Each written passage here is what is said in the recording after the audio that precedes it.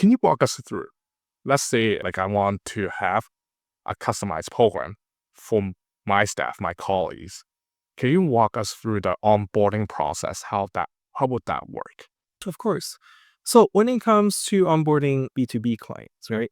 Like I mentioned before, the end goal and the end result that you're hoping to achieve may not always be that transparent, right? So the first thing that I always do when trying to onboard a new client is actually to get more information from them about their organization, about their target goal, and as well as any potential gaps within their organization, right? Information gathering has always been my first and foremost task to perform when it comes to onboarding a client.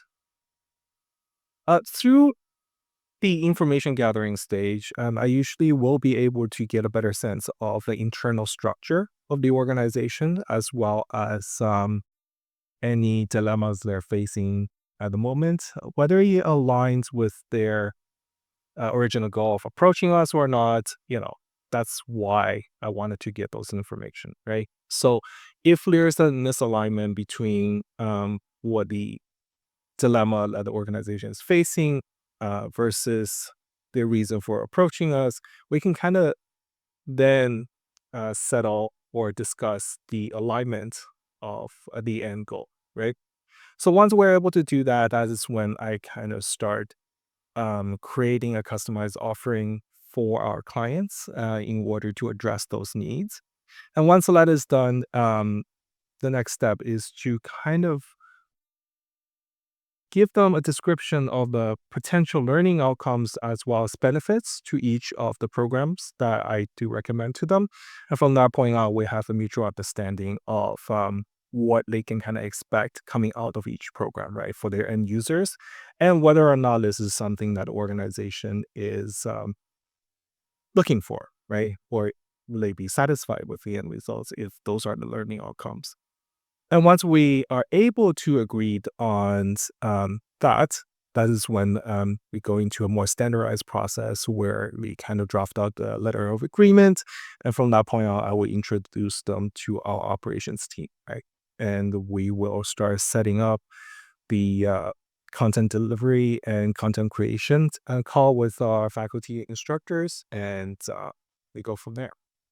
So there will be more parties involved in your internal department in that case with B2B. All right, I see. Now we're in one of the facilities in Toronto of Queen's University. Yes. Now this is a large classroom that I'm sitting in. I think it sits around somewhere between 60 to 70 people.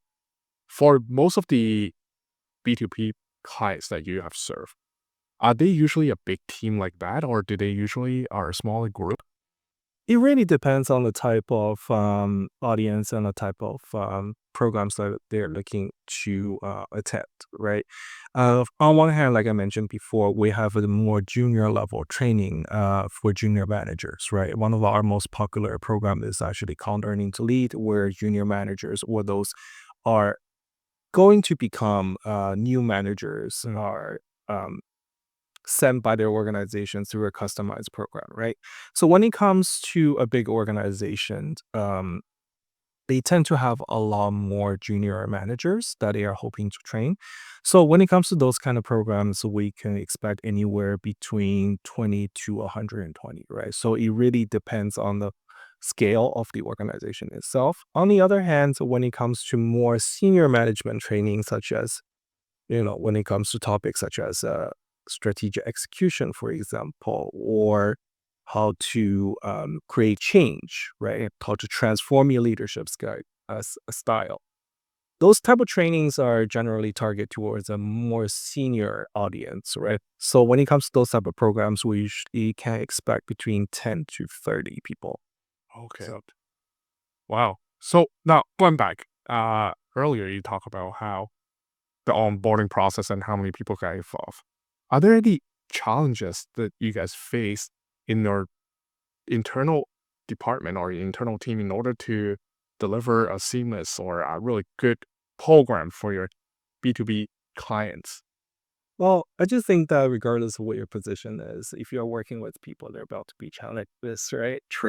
So, you know, I was differentiate myself from a usual sales position, right? When people think about relationship manager, they tend to associate it with sales, right? Not that it's not a part of my job, but a big part of my job is also to kind of build trust and relationship with our clients, like I mentioned before, right? So it's very important for us to align internally on the level of services and the products that we provide, right?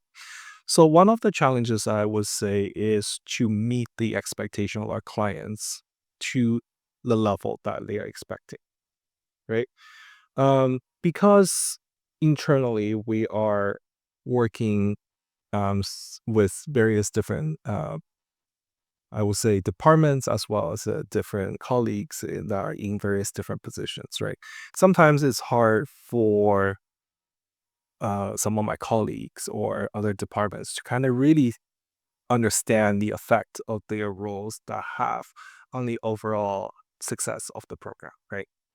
So when it comes to aligning ourselves, it's important for me to kind of be very, very transparent from the get-go and keep them updated on the progress with the client even before they decides to, you know, purchase or sign the program. That way, everyone that are involved in the program or potentially be involved in the future knows what's coming down the pipeline, and then they can kind of adjust their processes and their calendars according, right? And when it comes to any changes or any requirements less specific to each program, those information generally has to be provided on a very immediate timeline, right? So this way that, if there are any potential conflicts that I'm not aware of that I have to communicate back to the client, there wouldn't be any devastating delays that will impact the overall success of the program, right? Communication is the key, right?